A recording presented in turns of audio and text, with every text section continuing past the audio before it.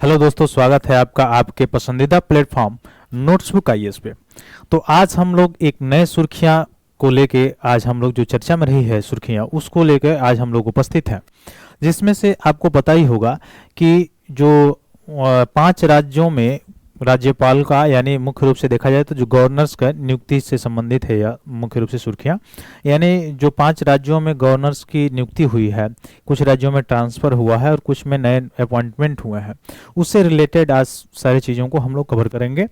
अब इसमें जो यह आपके एग्जाम ऑफ व्यू से इसलिए इम्पोर्टेंट हो जाता है, जैसे आपका यूपीएससी का एग्जाम हो या यूपी पीसीएस का एग्जाम हो या कोई भी स्टेट पीसीएस का एग्जाम हो, उसमें आप देख सकते हैं या हालांकि वनडे एग्जाम्स में भी आप देख सकते हैं कि गवर्नर से प्रश्न उठाए जाते हैं किस तरह से। तो मुख्य रूप से हम देखेंगे इसमें राज्यपाल की नियुक्ति कैसे होती है, राज्यपाल का ट्रांसफ़र कैसे होता है, राज्यपाल का कार्य क्या है, फिर से राज्यपाल स्टेट में जो होते हैं उनकी क्राइटेरिया क्या होती है, योग्यता क्या होती है, उनको हटाने का प्रोसीजर क्या होता है, हटाने की प्रोसीजर उल्लिखित है कि नहीं है, ये सारी चीज़ों के बारे में देखेंगे। और थोड़ा सा हम लोग मेंस अकॉर्डिंग भी थोड़ा सा डिस्कस करने का प्रयत्न करेंगे कि आखिर राज्यपाल और स्टेट की जो मिनिस्ट्री ऑफ काउंसिल है उसके बीच में टसल क्यों रहता है, वो मुख्य रूप से उसको भी कन्फ्लिक्ट जो है उसको भी हम लोग देखेंगे, ताकि क्यों अलग अलग राज्यों में जहाँ पे केंद्र की जो सरकार होती है उस पार्टी की सरकार जहाँ पे नहीं होती है, तो ऐसा क्यों आरोप लगाया जाता है कि जो राज्यपाल है वो एजेंट के रूप में कार्य करते हैं। ठीक है, इन सारे विषयों को आज हम लोग चर्चा करेंगे। तो जल्द से जल्द सभी लोग जुड़िए ताकि हम लोग अपने जो टॉपिक है उस पर विस्तृत रूप से आज हम लोग चर्चा करें, और जल्द से जल्द अपने जितने भी ग्रुप है उसमें शेयर कीजिए ताकि हम लोग शुरू करें इस टॉपिक को। तो चलिए शुरू किया जाए।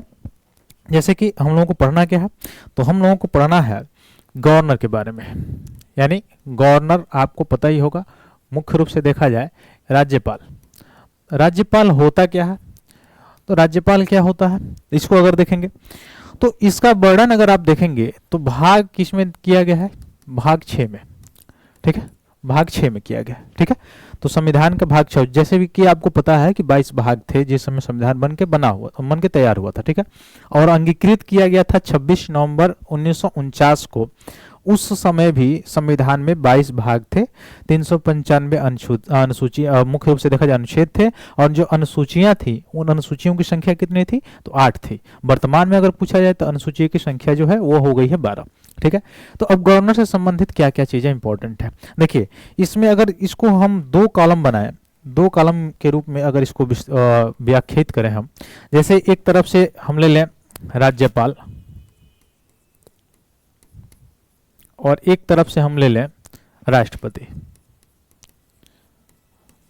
तो पहले हम लोग देखे होंगे राष्ट्रपति के बारे में कि राष्ट्रपति का वर्णन किसमें किया गया है, भाग 5 में किया गया है। जैसे संसद के 3 अंग होते हैं, आपको पता ही होगा कि संसद के कितने अंग होते हैं, संसद के 3 अंग होते हैं।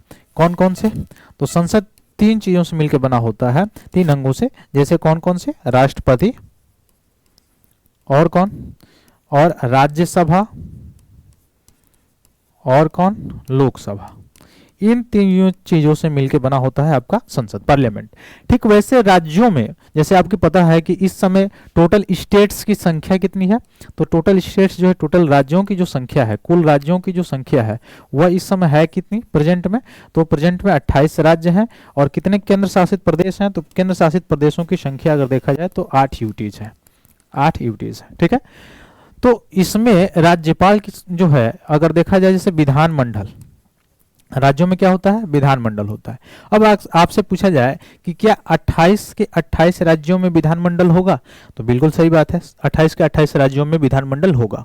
लेकिन अगर पूछा जाए जो यूटीज है, यूटीज मतलब जो केंद्र शासित प्रदेश हैं, उन सभी केंद्र शासित प्रदेशों में क्या यह जो विधानमंडल है यह होगा, तो सभी के सभी यूटीज में नहीं है, केवल 2 यूटीज मुख्य रूप से इस समय देखा जाए तो 3 यूटीज में, एक पुदुचेरी, एक दिल्ली और एक जम्मू कश्मीर। जैसा कि आपको पता है कि जम्मू कश्मीर पहले राज्य हुआ करता था, पूर्ण राज्य का दर्जा था उसको, लेकिन 370 अक्टूबर 2019 में वहां से हटा दिया गया और पूर्ण राज्य का दर्जा उसको समाप्त करके 2 यूटी बनाए गए वहां पे, एक लद्दाख और एक जम्मू कश्मीर बनाया गया।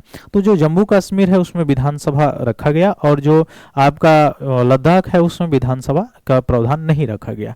जैसे दिल्ली में, जैसे यूटी में कैसे शासन होता है, तो यूटी में जो होता है राज्यपाल जो है मुख्य रूप से देखा जाए राष्ट्रपति जो होते हैं वह अपने प्रशासकों के द्वारा से वहां पे शासन चलाते हैं। तो वहां पे क्या होते हैं, यूटीज में एलजी होते हैं, लेफ्टिनेंट गवर्नर होते हैं, लेफ्टिनेंट जो गवर्नर होते हैं जैसे दिल्ली में आप देख रहे होंगे, ठीक है। तो विधानमंडल किससे मिलकर बना होता है, इसके भी 3 अंग है, विधानमंडल के 3 अंग है। कौन कौन से अंग है, एक तो पहला अंग है इसका राज्यपाल, पहला अंग क्या है, राज्यपाल। दूसरा अंग अगर हम देखें अगर विधानमंडल का, तो वो है विधान परिषद, विधान परिषद। और तीसरा अगर हम देखें तो तीसरा क्या है, तो तीसरा अंग इसका है विधानसभा, क्या है, विधानसभा। यानी विधानमंडल किससे मिलके बना, विधानमंडल मिलके बना राज्यपाल, विधान परिषद और विधानसभा से, ठीक है। अब यहां पे देखिए क्या सभी राज्यों में ये सारी चीजें होती हैं, यानी क्या सभी राज्यों में विधान परिषद और विधानसभा होता है, तो इसका आंसर होगा नहीं। केवल कितने राज्यों में, तो केवल 6 राज्यों में है। वह कौन कौन से राज्य हैं जहां पे दोनों है, यानी विधानसभा भी है और विधान परिषद भी है। यानी कौन कौन ऐसे राज्य हैं जहां की विधानमंडल द्विसदनात्मक है, यानी दोनों सदन है, विधान परिषद भी है और विधानसभा है। तो वो राज्य है आपका यूपी, बिहार, महाराष्ट्र, फिर इधर कर्नाटका, फिर आंध्र प्रदेश, फिर तेलंगाना। ये 6 जो राज्य हैं इनमें द्विसदनात्मक विधानमंडल पाया जाता है, ठीक है। तो एक चीज तो आपको समझ में आ गया कि जो राज्यपाल है यानी मुख्य रूप से विधानमंडल है, उस विधानमंडल का एक अंग है राज्यपाल, एक चीज तो समझ में आ गई। अब जैसे यहां पे अगर देखें कि केंद्र में क्या करता है, राष्ट्रपति जो संसद से, पार्लियामेंट से कोई विधेयक पारित होके जाता है तो किसके पास जाता है, राष्ट्रपति के पास जाता है। और राष्ट्रपति की अंतिम मुहर जब लगती है तो क्या हो जाता है, वह विधेयक बन जाता है आपका मुख्य रूप से अधिनियम। ठीक वैसे राज्यपाल में होता है। लेकिन उससे पहले हम देखेंगे कि जो राज्यपाल है उसकी अपॉइंटमेंट कैसे होती है, उसकी क्या होती है, अपॉइंटमेंट होती है, अपॉइंटमेंट होती है यानी नियुक्ति होती है, यानी क्या होती है, नियुक्ति होती है। मतलब क्या हुआ, मतलब ये हुआ कि जो राज्यपाल होते हैं उनका निर्वाचन नहीं, नियुक्ति होता है, ठीक है। अब ये पूछा जा सकता है कि अप्रत्यक्ष प्रत्यक्ष, तो इसमें प्रत्यक्ष अप्रत्यक्ष की कोई बात ही नहीं है, क्योंकि इनके अपॉइंटमेंट करता कौन है, तो अपॉइंटमेंट करता है प्रेसिडेंट ऑफ इंडिया करता है। कौन करता है, प्रेसिडेंट ऑफ इंडिया। ये क्या करता है, इसके अपॉइंटमेंट करता है यानी नियुक्ति करता है। तो नियुक्ति कौन किया, राष्ट्रपति। तो राष्ट्रपति तो नियुक्ति कर दिए, लेकिन किसके सजेशन पे करते हैं, किसके सजेशन पे, तो ये सजेशन होता है मुख्य रूप से किसका, जो सेंट्रल गवर्नमेंट होती है, जो सेंट्रल गवर्नमेंट होती है उसके सजेशन से। चूंकि राष्ट्रपति कोई भी वर्क करते हैं, एड एंड एडवाइस किसकी होती है, काउंसिल ऑफ मिनिस्टर की यानी मंत्रिपरिषद की। तो उनके एड एंड एडवाइस से क्या करते हैं, इनका नियुक्ति करते हैं राज्यों में, ठीक है। ये चीज समझ में आ गई होगी आपको। तो राज्यपाल की नियुक्ति कौन करेगा, वह कौन करेगा, मुख्य रूप से राष्ट्रपति करेगा, ठीक। अब रही बात कि जो शपथ की बात होती है, शपथ यह किसके समक्ष लेंगे, अगर इनकी नियुक्ति हो गई तो इनकी शपथ किसके सामने होगी। तो राज्यपाल का जो शपथ होगा, जो ओथ लेते हैं, जो ओथ लेते हैं, शपथ लेते हैं, वह किनके समक्ष लेते हैं, तो यह जो हाई कोर्ट के सीजेआई होते हैं, मुख्य न्यायाधीश होते हैं, हाई कोर्ट के मुख्य न्यायाधीश जो होते हैं उनके सामने क्या होता है, शपथ होता है किनका, राज्यपाल के, राज्यों का राज्यपाल का होता है, ठीक है। एक चीज कंफर्म हो गया। दूसरा चीज अगर देखा जाए कि इनकी योग्यता क्या होती है, इनकी योग्यता क्या मेंशन है संविधान में या नहीं है, तो इनकी योग्यता जो है वह संविधान में मेंशन है। योग्यता क्या है, तो इनके मुख्य रूप से योग्यता है पहला क्या, कि यह क्या होना चाहिए, भारतीय नागरिक होना चाहिए, भारतीय नागरिक होना चाहिए यानी भारत के नागरिक होने चाहिए। दूसरी क्या, इनका एज कितना होना चाहिए, 35 ईयर्स होना चाहिए, 35 वर्ष एज होना चाहिए। तीसरी योग्यता क्या है कि राज्यों के जो विधानमंडल है, मतलब विधानसभा, राज्यों के विधानसभा के सदस्य चुने जाने योग्य होना चाहिए, चुने जाने योग्य होना चाहिए। 3 क्राइटेरिया हो गया। चौथा क्राइटेरिया क्या है योग्यता में, कि उस राज्य के राज्यपाल इनको नहीं मनाया जाएगा जहां पे इनका निवास है, मतलब जहां पे निवास मतलब जहां के निवासी हैं, जहां पे इनका जन्म स्थान है, ठीक है। तो जहां के निवासी उस राज्य का राज्यपाल ये नहीं बन सकते हैं, ठीक। ये सारी चीजें योग्यता हो गई आपकी, राज्यपाल की ये योग्यता हो गई, ठीक। अब रही बात कि ये जो राज्यपाल की योग्यता हो गई और ये जो शपथ आपने देखा या मुख्य रूप से देखा कि आपने अपॉइंटमेंट किसने किया राज्यों में, तो राज्यपाल का पद होता क्या है, राज्यपाल का पद क्या होता है, तो ये राज्यों में मुख्य रूप से देखा जाए, राज्यों में क्या करते हैं, संवैधानिक पद होता है, राज्यों में एक संवैधानिक पद होता है। अब पूछा जाए कि इनका टेन्योर कितने समय का होता है, इनका टेन्योर कितने समय का होता है, तो सामान्यतः तो इनका टेन्योर 5 इयर्स का होता है, सामान्यतः इनका टेन्योर जो होता है वो कितने वर्ष का होता है, 5 इयर्स का होता है। लेकिन यह किनके प्रसाद प्रयत्न होते हैं, तो ये प्रसाद प्रयत्न होते हैं किनके, प्रेसिडेंट के, यानी राष्ट्रपति के। राष्ट्रपति चाहे तो इनको हटा भी सकते हैं, ठीक है। यानी हटाने की प्रक्रिया के बारे में अगर बात किया जाए कि इनको हटाया कैसे जाएगा, तो हटाने की प्रक्रिया के बारे में कहीं भी संविधान में मेंशन नहीं है, ये चीज याद रखिएगा, हटाने की प्रक्रिया कहीं भी मेंशन नहीं है, ठीक है। अब रही बात कि राज्यों की जो राज्यपाल होते हैं, जिन जिन राज्यों के, उन राज्यपाल का नियुक्ति तो ये करते हैं। अब राज्यपाल किनको किनको शपथ दिलाते हैं, तो जो काउंसिल ऑफ मिनिस्टर होते हैं, काउंसिल ऑफ मिनिस्टर यानी राज्यों में जो मंत्री परिषद होता है, यानी मुख्यमंत्री होते हैं, काउंसिल ऑफ मिनिस्टर होते हैं, उनको अपॉइंट कौन करता है, गवर्नर करता है, राज्यपाल करते हैं, ठीक है। उसके बाद से क्या करते हैं मुख्य रूप से, इसके बाद से इनका क्या काम है, इसके बाद से आप देखे होंगे इनका काम है कि इनको ओथ भी जो दिलवाता है, यानी शपथ भी कौन दिलवाते हैं, राज्यपाल ही दिलवाते हैं, ठीक है। इनको कहां से पैसा मिलता है, तो राज्यों की संचित निधि से, कहां से, राज्यों की संचित निधि से इनका वेतन मिलता है, वेतन और भत्ता मिलता है। इनके पद पे रहते हुए इनके वेतन और भत्ते में कटौती नहीं की जा सकती है, ये भी चीज होती है। उसके बाद से अगर देखा जाए राज्यपाल के बारे में, तो इसमें जैसे आर्टिकल 14 आप पढ़े होंगे, अनुच्छेद 14 पढ़े होंगे, समता का अधिकार, समानता का अधिकार, तो उसमें आपने देखा होगा कि विधि के समक्ष समता, यानी सभी के लिए विधि इक्वल है। लेकिन इसमें एक्सेप्शनल है आर्टिकल 361, यानी अगर ये पद पे हैं राज्यपाल, इनके पद पे रहते हुए कोई इनके खिलाफ क्रिमिनल प्रोसीजर जारी या चालू नहीं किया जा सकता है, ठीक है। क्रिमिनल केस चालू नहीं किया जा सकता है पद पे रहते हुए, पद पे रहते हुए इनकी गिरफ्तारी नहीं हो सकती है, ठीक है। ये सारी चीजें हैं। तो ये तो था राज्यपाल से मुख्य रूप से रिलेटेड चीजें जो कुछ इंपॉर्टेंट थे। अब कौन सा इंपॉर्टेंट इससे संबंधित चीज है, तो इसमें आपने देखा कि इनको हटाने की प्रक्रिया के बारे में कहीं भी मेंशन नहीं किया गया है।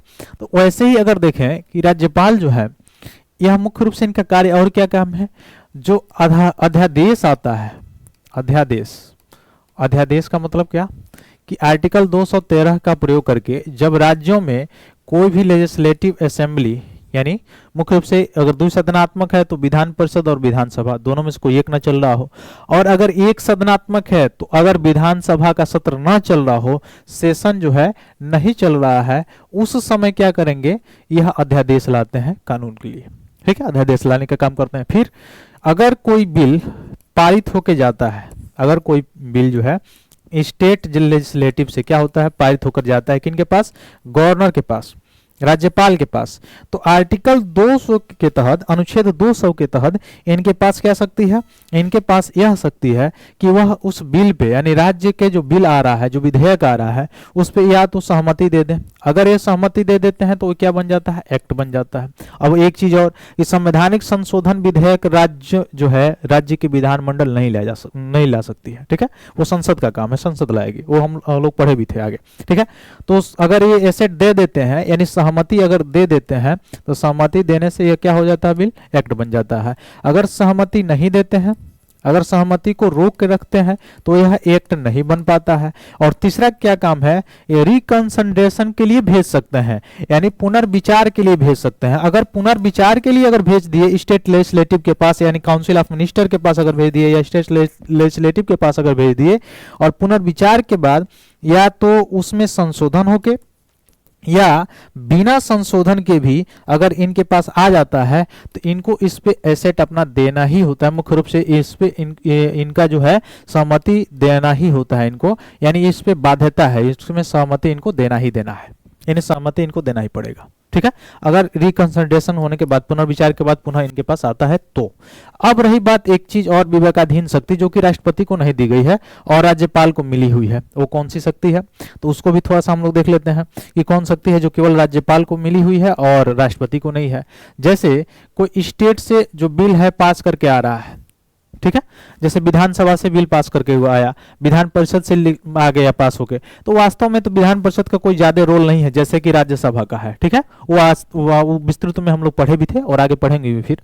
तो बिल जो अगर राज्य की जो स्टेट लेजिस्लेटिव है, विधानसभा है, वहां से पारित होकर अगर आ जा रही है, तो पारित होकर आने के बाद जो बिल गवर्नर के पास जाता है, राज्यपाल के पास, तो राज्यपाल क्या कर सकते हैं, उस बिल को राष्ट्रपति के लिए भी क्या कर सकते हैं, सिक्योर कर सकते हैं, सुरक्षित रख सकते हैं, राष्ट्रपति के लिए भी क्या कर सकते हैं, सुरक्षित रख सकते हैं। अब राष्ट्रपति के पास यह जो बिल गया, स्टेट लेजिस्लेटिव का जो बिल गया, विधेयक गया, या राष्ट्रपति के पास अब कितनी शक्तियां हैं, 4 शक्तियां।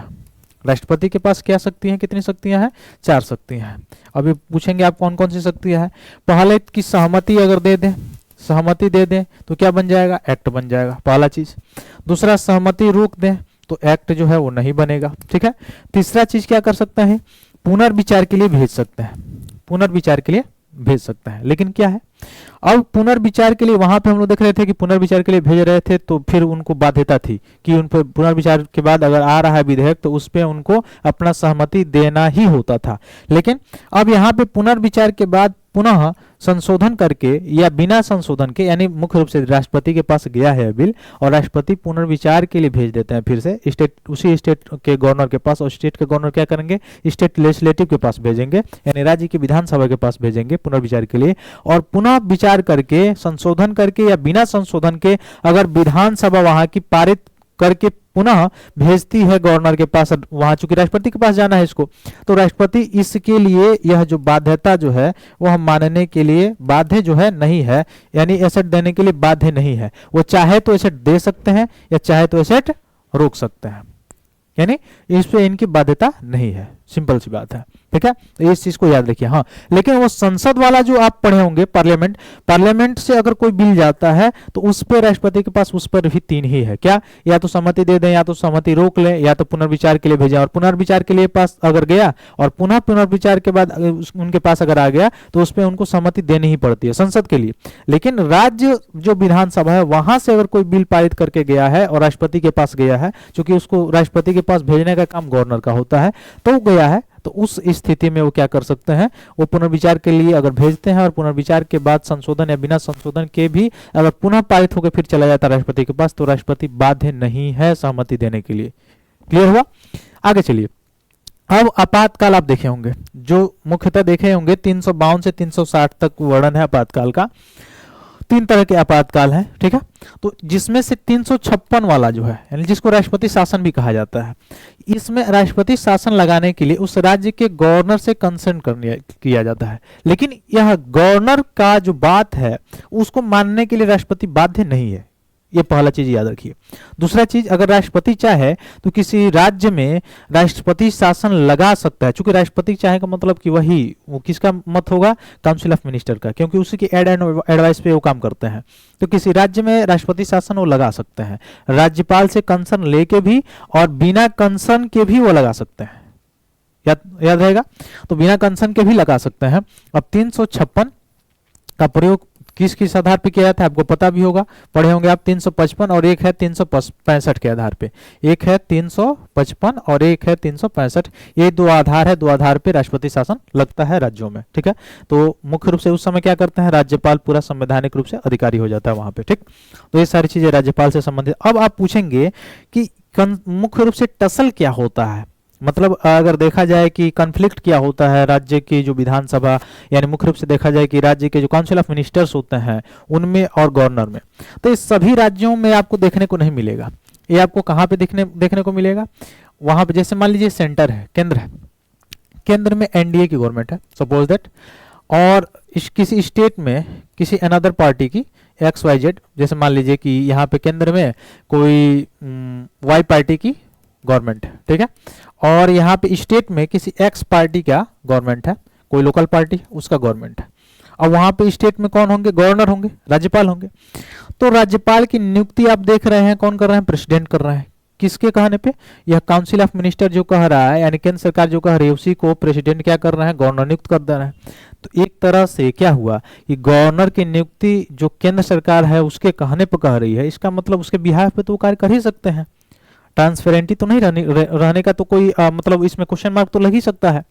क्यों? क्योंकि चूंकि यह केंद्र सरकार के कहने पर प्रेसिडेंट इनकी नियुक्ति करते हैं, ठीक है, और इनको हटाने का प्रोसीजर राज्य की विधानसभा के पास नहीं है, हटाने का प्रोसीजर नहीं है, और केवल राष्ट्रपति के प्रसाद प्रयत्न है। तो इनके ऊपर तो एक चीज तो चिंता बनी रहती है कि हमको भाई ये व्यक्ति जो नियुक्त किया है दादा भाई, यह कल के डेट में हमको हटा सकता है, तो हम क्यों नहीं इसके फेवर में ना हो कि हम किसके फेवर में काम करेंगे? सेंटर के फेवर में काम करेंगे। इसीलिए कभी कभी आरोप लगता है कि जो गवर्नर होते हैं वह मुख्य रूप से केंद्र सरकार के एजेंट के रूप में काम करते हैं। किसके रूप में? एजेंट के रूप में कार्य करते हैं, ये आरोप लगता है, ठीक है, ऐसा इसीलिए लगता है। अब दूसरी चीज, इनको रिमूवल का जो प्रोसेस है वो कहीं नहीं है, क्योंकि ये प्रसाद प्रयत्न कार्य करते हैं। अगर रिमूवल का प्रोसेस इसमें स्टेट लेजिस्लेटिव के पास, या जैसे प्रेसिडेंट को अगर रिमूवल का जैसे है उनका प्रोसेस अगर ऐसे होता तो इनको अपने कार्यकाल की सुरक्षा होती। ऐसे गवर्नर को कार्यकाल की सुरक्षा है नहीं, तो क्या करता है? प्रसाद प्रयत्न है राष्ट्रपति के, और राष्ट्रपति एड एंड एडवाइस से काम करते हैं सेंट्रल गवर्नमेंट के, तो इसलिए इनके बिहाफ पर भी ये काम करते हैं, ऐसा आरोप भी लगता है, ठीक है। तो ये ऐसा लगता है आरोप कि एजेंट के रूप में ये काम करते हैं। इसीलिए अब ऐसा क्यों लगता है, उसका भी एक और कारण है कि कई कई ऐसे स्टेट हैं, जैसे तमिलनाडु हो गया, केरला हो गया, और भी दक्षिण भारत के ऐसे राज्य हैं, या और भी ऐसे राज्य हैं जहां पे XYZ किसी अनदर पार्टी की गवर्नमेंट है, वहां पे जो बिल पारित हो जा रहा है, विधेयक पारित हो जा रहा है। चूंकि विधेयक पारित हो जा रहा है, इसका मतलब क्या हुआ कि वहां पे जो काउंसिल ऑफ मिनिस्टर है वो चूंकि क्या होकर आई है? इलेक्टेड होकर आई है, चुन कर आई है, यानी लोगों के द्वारा चुन कर आई है। यानी डेमोक्रेसी में सबसे बड़ा जो चीज होता है वो क्या होता है? लोगों के द्वारा चुना गया, तो लोगों के द्वारा चुन कर आई है, और ये क्या हुआ है? अपॉइंट होकर आए हैं। अब वहां से जो बिल पारित हो जा रही है, स्टेट लेजिस्लेटिव से जो बिल पारित हो रही है, वह जब जा रही है गवर्नर के पास, राज्यपाल के पास, जब वह बिल जा रहा है, वह जब विधेयक जब गवर्नर के पास जा रहा है, तो गवर्नर क्या कर रहा है?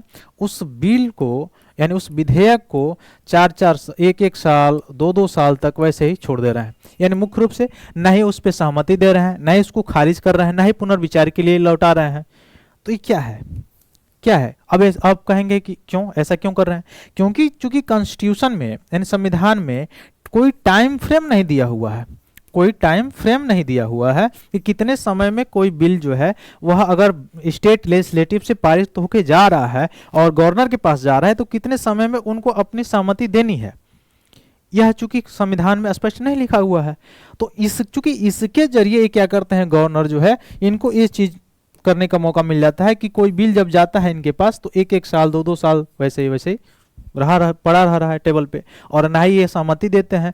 ठीक है, अगर आपको इस पे सहमति नहीं देना है तो असहमति दे दीजिए, क्या, ताकि जो भी संशोधन करना हो दूसरा तरह से बिल लाएगा। तो 4-4 विधेयक, 5-5 विधेयक ऐसे पड़े हुए हैं गवर्नर के पास, जो उस पे ना ही वो सहमति दिए और ना ही असहमति दिए और ना ही पुनर्विचार के लिए लौटाए। तो एक कंसर्न है, एक टसल है।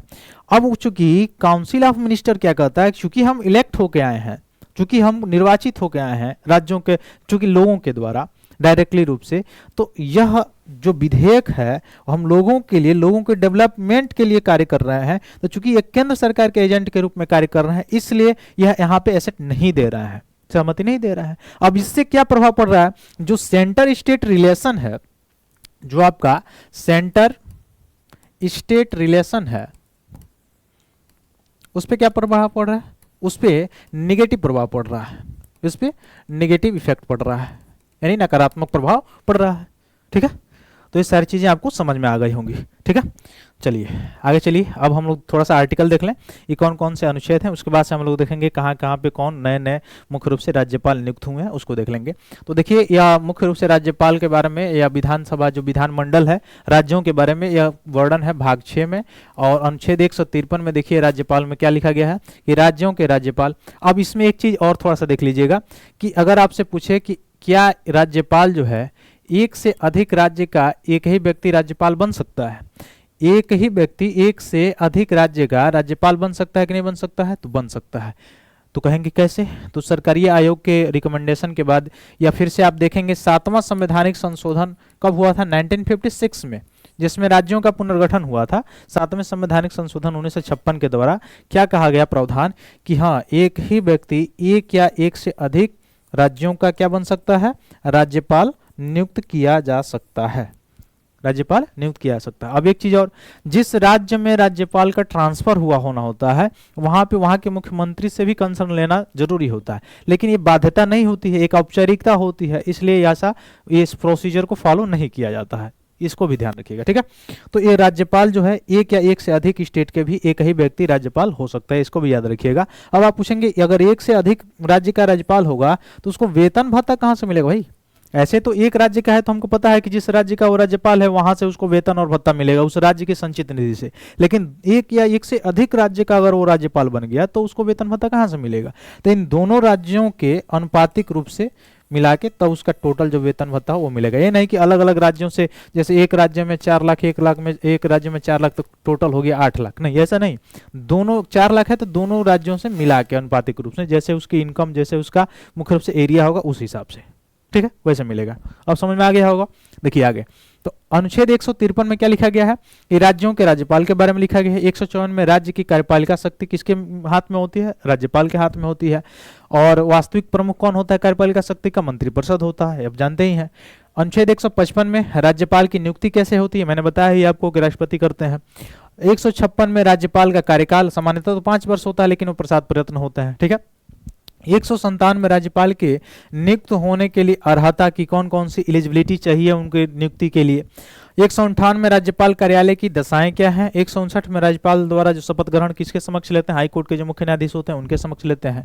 160 में है कि ऐसा कोई आकस्मिक परिस्थिति है उसमें राज्यपाल के कार्य क्या है? 161 में राज्यपाल को क्षमादान आदि शक्ति दी गई है, लेकिन मृत्यु दंड पे क्षमादान की जो शक्ति है वो इनको नहीं दी गई है। फिर से जो सैन्य न्यायालय जो क्षमादान की शक्ति, जो सैन्य न्यायालय द्वारा जो फैसले सुनाए जाते हैं उस पर क्षमादान की शक्ति गवर्नर को नहीं है। तो 161 में ये हो गया। आगे अगर चलें 162 में राज्य की कार्यपालक शक्ति की सीमा क्या है, इसके बारे में है। फिर मंत्रिपरिषद को राज्यपाल का सहयोग और सलाह देना है, किसमें है? 163 में है, ठीक है। यानी एड एंड एडवाइस पे काम करते हैं काउंसिल ऑफ मिनिस्टर के। और 164 में क्या है कि मंत्रियों से संबंधित और प्रधान जैसे नियुक्ति, उनका कार्यकाल, उनका वेतन, ये सब 164 में है। 165 में है राज्य के महाधिवक्ता, जैसे आर्टिकल 76 में आप पढ़े होंगे कि अटॉर्नी जनरल ऑफ इंडिया होते हैं, ठीक वैसे ही राज्यों में जो महाधिवक्ता होता है उसका 165 में है वर्णन। 166 में राज्य की सरकार द्वारा संचालित कार्यवाही। अब इसको राज्य के महाधिवक्ता जो होते हैं उनकी नियुक्ति कौन करते हैं, ये भी रख लीजिएगा याद। इसकी नियुक्ति कौन करते हैं? राज्यपाल करते हैं। कौन करते हैं? राज्यपाल। 166 में क्या है कि राज्य सरकार द्वारा संचालित कार्यवाही है। 167 में राज्यपाल को सूचना देना, ये सारे मुख्यमंत्री का दायित्व है। 174 में राज्य विधायिका का सत्रावसान, उसका भंग करना, ये सब राज्यपाल का काम है, जैसे वहां पे राष्ट्रपति करते हैं संसद में। तो उसमें सत्र को बुलाना, सत्रावसान करना या फिर से विघटन करना, भंग करना, किसका? विधानसभा का। तो उस सब का किसका काम है? राज्यपाल का काम है। 175 में क्या है? राज्यपाल का राज्य विधायिका के किसी अथवा दोनों सदनों को संबोधित करने की या संदेश देने का जो अधिकार होता है वो 175 में है। कब देते हैं? दो बार देते हैं। कब? एक नवनिर्वाचित होकर जब मुख्य रूप से विधानसभा के सदस्य आए होते हैं उस समय, और एक जब सत्र जो है सेशन, वर्ष का पहला सेशन होता है उस समय देते हैं, ठीक है। तो 175 याद रखिएगा। फिर 176 में राज्यपाल का विशेष संबोधन। 200 में विधेयक पर सहमति, अभी मैंने बताया। 201 में राष्ट्रपति के लिए सुरक्षित रखते हैं कुछ विधेयक को। और 213 में क्या है? राज्यपाल के अध्यादेश जारी करने की शक्ति है, मैंने बताया ही आपको। 217 में हाई कोर्ट के न्यायाधीशों की नियुक्ति के मामले में राष्ट्रपति द्वारा सलाह लेना, ठीक है। राष्ट्रपति सलाह लेते हैं इनसे, किससे? राज्यपाल से, और तब जाके हाई कोर्ट के मुख्य रूप से जो मुख्य न्यायाधीश है उनकी नियुक्ति होती है। लेकिन आपको पता भी होगा कि हाई कोर्ट के मुख्य न्यायाधीशों की नियुक्ति कैसे होती है? एक आपको कॉलेजियम करती है, ठीक है। कॉलेजियम करते हैं नियुक्ति, जिसमें एक सीजेआई और 2 अन्य जज होते हैं, ठीक है। ये आपको पता भी होगा। 233 में राज्यपाल द्वारा जिला न्यायाधीशों की कैसे नियुक्ति होती है, इसके बारे में है। 234 में राज्यपाल द्वारा न्यायिक सेवा के लिए नियुक्ति, यानी जिला न्यायाधीशों को छोड़कर अन्य न्यायिक सेवा में किनको नियुक्त करना है उनके बारे में 234 में दिया गया है, ठीक है। अब देखिए कुछ ऐसे राज्यपाल जो हाल ही में अभी उनका नियुक्ति हुआ है और अलग अलग राज्यों में ट्रांसफर हुआ, उनके बारे में देख लीजिए।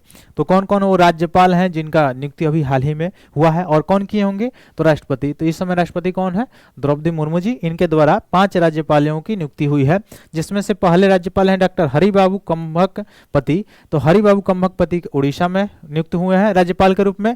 जनरल डॉक्टर विजय कुमार सिंह मिजोरम में नियुक्त हुए हैं राज्यपाल। राजेंद्र विश्वनाथ जो पहले बिहार में थे, इनका ट्रांसफर हो गया है केरला में।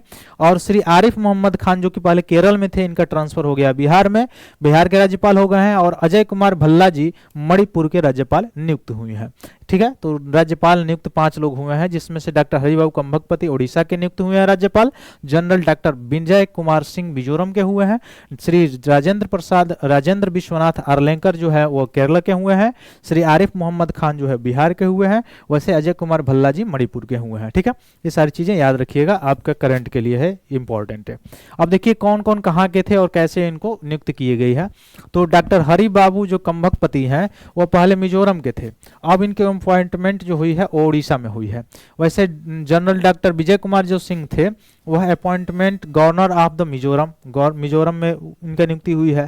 ठीक, राजेंद्र विश्वनाथ जो आर्लेकर हैं वह बिहार के पहले थे, अब केरला के हो गए राज्यपाल। ठीक है, वैसे आरिफ मोहम्मद कहाँ के थे, पहले केरला के थे, अब अपॉइंटमेंट इनकी बिहार में हो गई है। और अजय कुमार भल्लाल जी गवर्नर मणिपुर के नियुक्त हो गए हैं। तो ये 5 लोग नियुक्त हुए हैं अभी हाल ही में। ठीक है, तो इस चीज़ को याद रखिएगा, करंट अफेयर्स ऑफ व्यू से और आपके एग्जाम ऑफ व्यू से बहुत ज़्यादा इंपॉर्टेंट है। तो आशा करते हैं ये सारी चीज़ें आपको बहुत अच्छी से समझ में आई होगी। पूरे राज्यपाल का मैंने प्री और मेंस और इससे जो करंट है उस सारी टॉपिक को मैंने डिस्कस किया, तो ये सारी चीज़ें आपको अच्छी तरह से समझ में आई होगी। फिर मिलते हैं अगले क्लास में, तब तक के लिए दीजिए बहुत बहुत धन्यवाद दोस्तों। जय हिंद।